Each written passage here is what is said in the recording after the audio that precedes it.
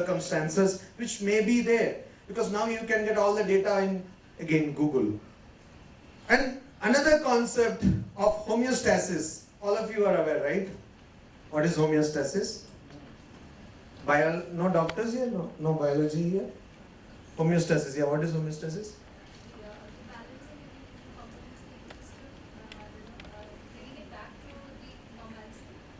Okay. You're not into biology. You are? Okay, fine. So it was more like a management kind of definition. Anyway, so then when I'm sweating, right? So that is part of the If outside there is heat, I sweat. If there is cold, I shiver, and kind of keeping the equilibrium.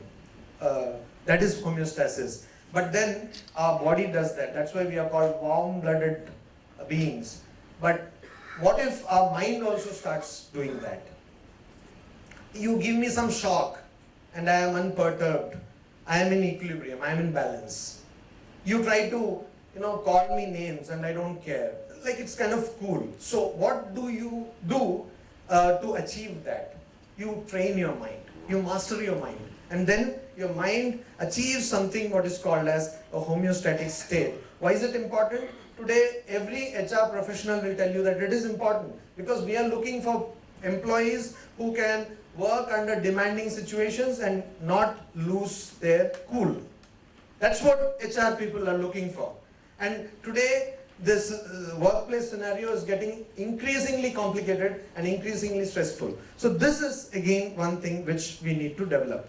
And this shloka from the second chapter of Bhagavad Gita, Buddhi yukto jahatiya ubhe sukrita duskrite tasmat yogaya yujyasva yoga karmasu kaushalam. So you have to give up both good actions and bad actions, but then you have to always do work, but then you have to understand that dexterity in action is yoga. Yoga hai karmasu kaushalam. What is this dexterity in action? Of course, if you have to work, you should know how to do that work. You should have the knowledge of doing the work. But dexterity in action here means that you are selfless. You are unattached to that work. That is what will lead you to, again, to borrow some phrases from Swami Ranganathananda ji, it will lead to external productive efficiency and internal spiritual efficiency. I mean, you may not achieve a particular target, you may not achieve a goal which you have set for yourself, but then you will not be perturbed or disturbed because of that. And then training of the mind, that is important. How do you train a mind? Much like you train a dog. If the mind does what you want it to do, you reward it. If it doesn't do what you want it to do, then you chastise it.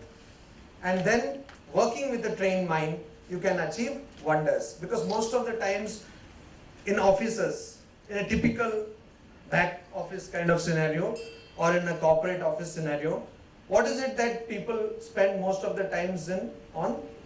Anyone? Huh? Really?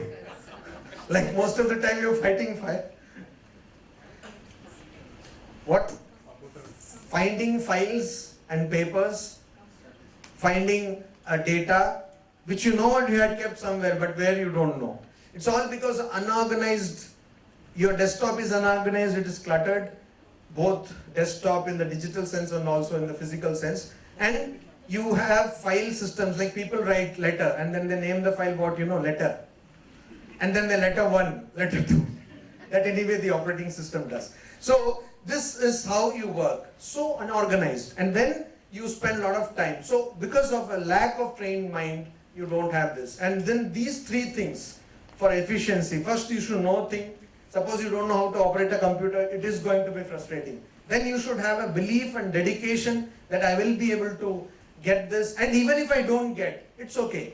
Handling failures. And then you should have the correct amount of thinking, right thinking. There's this wonderful book called The Art of Thinking Clearly. How many of you have read this book? Okay, flattering, no?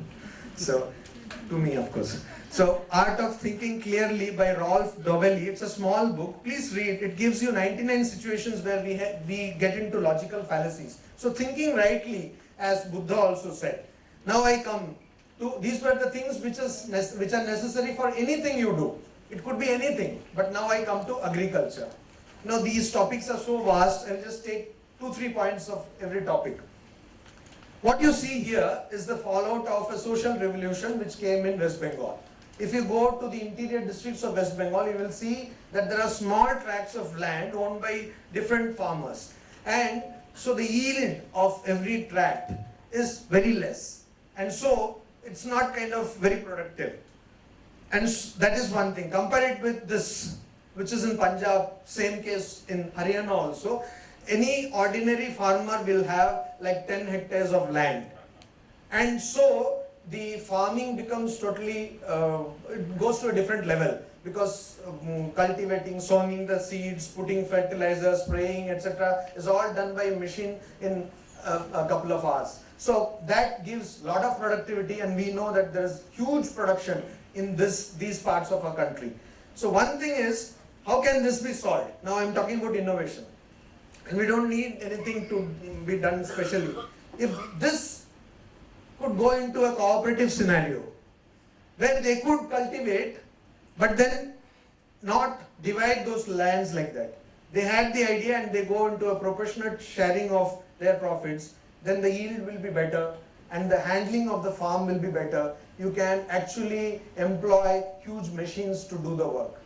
But till now it has not been done. So this is one thing we can do. Then also we are sitting on a time bomb. Many experts talked about these things, so I am not going into details. But we are sitting on a time bomb as regards agriculture is concerned. Increasingly the percentage of arable or cultivable land is decreasing, and even the land which is cultivated is not producing proper yield because of lack of irrigation and many other factors. So this is a scene from Rajarhat in Kolkata, and all these lands which you are seeing are all agricultural lands. In fact, Rajarhat is nothing but a conversion of agricultural land into a metropolis land. So now, as you see, in 1995-96, and then to 2005-06, then the cultivated land was 50.52%, and it came down to 47.71%. But there is another statistic which I have to tell you, that in between it has also increased. How did it increase? Forest land was cut and converted into agricultural land. Again, we are doing a big blunder because the water level is coming down and there are so many other repercussions. So, India is literally sitting on a time bomb, and the day is not too far when the kind of green revolution which was brought about by Swaminathan and other people will be nullified, because then we will have to import grains from outside. I come from Uttarakhand, a place called Mayavati, nothing to do with the chief minister or the politician. That place is in a place called Lohagarh, which is in Uttarakhand, and there again farming as a habit has reduced. Almost it has died. So you see, cultivable land in it is 14% only of the total land, and of that the net sown area of cultivable land of this 14% is only 45%. Means only 45% of land which can be cultivated is being cultivated, is being actually used. And so what happens in the place where I stay, vegetables, of course, all kinds of poultry products, dairy products also, all come from outside. So if there is, because this is a grim scenario, why? Because there is snowing, etc. So if even once there is a road blockage, landslide or something happens, you go out of food. Not of course in our ashrama, because we have our own garden. Food has been taken care of. But this is what is the scenario. So this is the case everywhere. And given the grim economic situation, we are not doing anything about handling proper financing for the farmers, etc. So you see suicides, etc. All these things. Now this is everywhere. Now I come to what you have just had, or you had before 2 o'clock, food. And I'm sorry, unknowingly my slides will tend to be very tempting, right? So yummy, yummy. So please don't get hungry again. We'll have a logistic problem. So what is this Bhelpuri innovation? When I was a student, I remember the bus stand I used to stand for to catch a bus. Suddenly one person from government department, he came with a Bhelpuri. Bhelpuri is not a news, but with this is the closest I could find on Google. So with so much of what you call peanuts and other things, and also he used something which we all know as dhruva, this grass. He put that grass, and also this is used in puja, if you know, and then also the juice of that grass. And then he had studied in some Ayurvedic text and some Siddha medicine text that it is good for blood, and it really is. But you won't believe the flavor and the taste it brought was simply phenomenal. This man used to come, and within 2 hours everything was like khatam, and he used to bring a sumptuous portion. So what is this I am talking about? Inside India, indigenously, we have lot of know-how in terms of just food. Yesterday I was talking to Jayanto, and I was telling that this is one thing which you don't need to actually do a market survey and create a demand for. Food, if it is properly cooked, tasty and nutritious, everybody will eat. In front of our ashram, if I were to just start some pakoda ka dukan, it will sell, rock.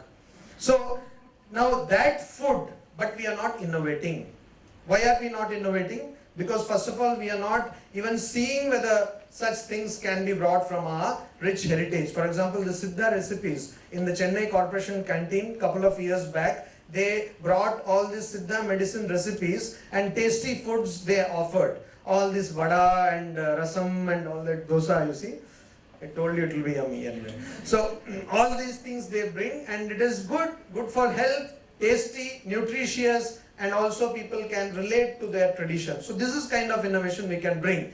And why can't we bring? One problem, as Jayanto was telling me, was about upscaling the whole thing, the scalability.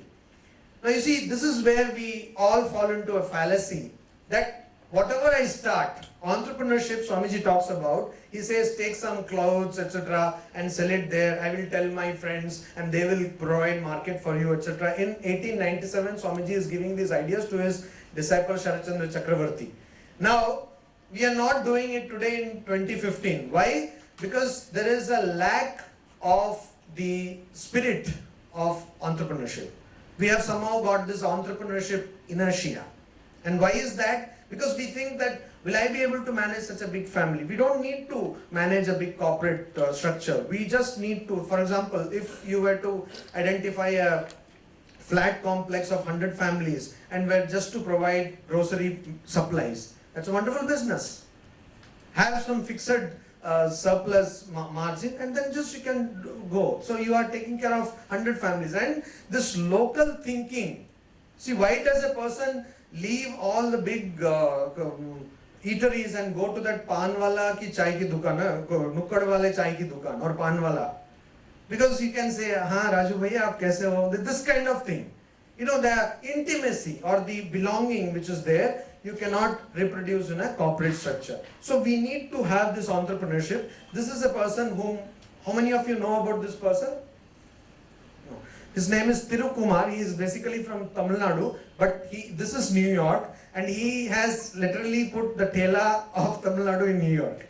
And he has figured in all major media, and he calls his unit New York Dosas. So what Swamiji talked of in 1897 has been actually made true by this person. And you see, dosa, wonderful, all kinds of dosa he is making and eating. And of course this woman also sold Golgappa, you know, no? You know this movie? Okay, fine. So this happens, our dosas and Golgappas can sell. Now I come to the other element, the third element of this seminar is nutrition. You see, more than 5% of Indian population is obese. 46% of children below 3 are underweight. 56.2% of women and 24.3% of men have anemia. Women, why they have anemia, we all know. What? Why do they have? They can survive with low. No. It is the zero size effect. so, so, that is why they have anemia, right? They want to be like slimmer and then will like boys without form. So anyway, but this is happening because in India, somebody will talk on nutrition, right? She has come already, no? So yeah, no, she has come. So nutrition, both education and nutritionists and dietitians are very rare in India. The percentage of nutrition professional we need in India is much more than what we really have. And we don't really have an idea of nutrition. We eat only to fill our stomach. So this has to go. Then again, another thing is, how do you deliver food? You can cook many things. There are so many people who waste their times in Kabhi Saas Bhi Bahu Thi, watching that thing. I think now it has stopped, right? Now it's stopped. See how many people are updated on that. So the Kabhi Saas Bhi Kabhi Bahu Thi, etc. So that you watch and you shed all your tears, waste ansu and all that. But instead of that, if people who can cook properly, they can actually commoditize it. See how many people have actually got good traditional Marathi food. I don't know. Because now everyone goes for PhD. You know what is PhD, no? Huh? Pizza delivery, everybody knows. So they may not know Doctor of Philosophy. So intelligently packaging. This is one example. A group of entrepreneurs, they just came together in Kolkata and then said that if I want to eat something, what should I do? They started a startup called The Hunger Number. It's wonderful. What do? They do nothing. All they have got is they have got tie-up with all these restaurants in Kolkata, and if you call them, a person will attend your call and immediately place an order with these restaurants, and their delivery person will take the thing from their restaurant